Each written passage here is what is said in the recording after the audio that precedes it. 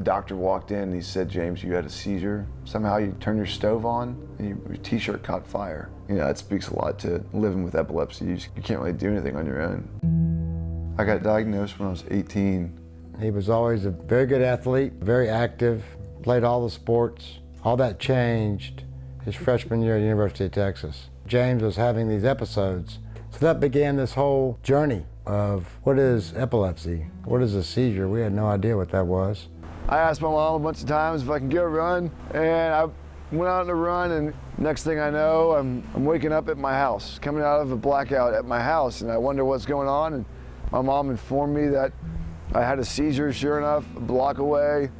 I went down on the ground pretty good. The seizures, they got a lot worse. I fell on brick stairs, fell right on my head.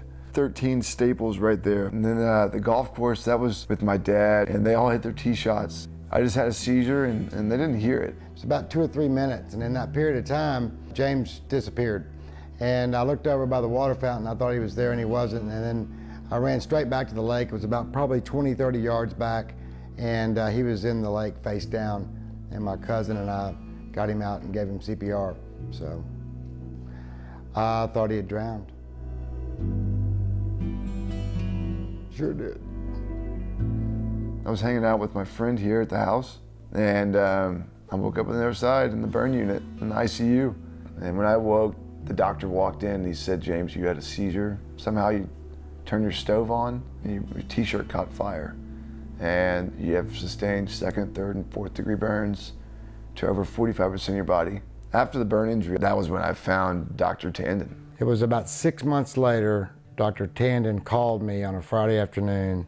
He told me that, in so many words, that they found the problem. So this is a small abnormality in the base of the skull where the temporal lobe lives, and it's called a temporal meningoencephalocele.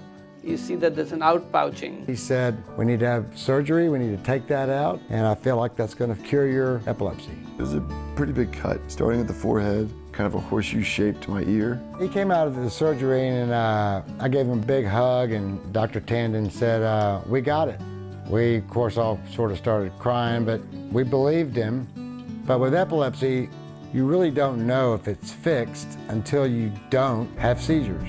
1 month went by, no seizures. 2 months went by, no seizures. And 3 months went by, and my doctor told me I could drive. I was like, wait, what? You know, I pulled out my truck keys that I had in high school when I was 16.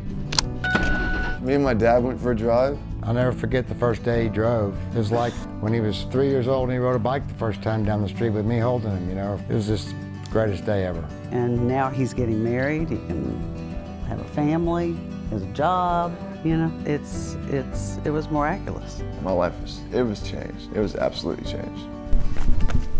When I had the surgery and my seizures were cured and I experienced that first taste of running by myself, it stuck with me big time. So then I was like, you know what, I'm running the half marathon. Callie, my fiance, she did it for the Epilepsy Foundation 2 years prior. It's my turn to be able to raise money for this.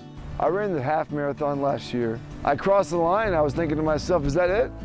Because, you know, I thought I could have kept going. This is my first full marathon this year, and I'm running for the Epilepsy Foundation. This foundation, they've done a lot for me, and it feels really good for me to give back to them, trying to raise as much money as possible. People who are, you know, contributing to my fundraiser, they know what they're contributing to the Epilepsy Foundation. It helps them gear into the marathon, helps them gear into fundraising. It's all just great. You know, as I stand here today, I'm seizure-free. I really like to speak to a lot of people with epilepsy. I like to speak to a crowd full of people that don't know what epilepsy is. I know that it's a lot of mental struggles associated with a disability like epilepsy. You know, since I got out of that hole, you know, I think it's just my duty to share and, you know, my duty to help others.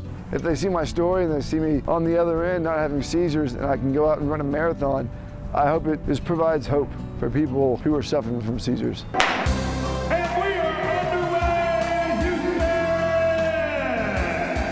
Waking up to a frosty morning, but great running weather. It warmed up very quickly. 28,000 taken to the streets today for the Chevron Houston Marathon. You know, you want to prove people wrong. You know what? Yeah, I can. I can beat epilepsy. And you know what? I can run a marathon. When you're picturing someone saying, you can't do that, It's just the motivation to break through that wall. They're the ones that watch the seizures. He saw me get burned, and here he is running the last 10 miles of me.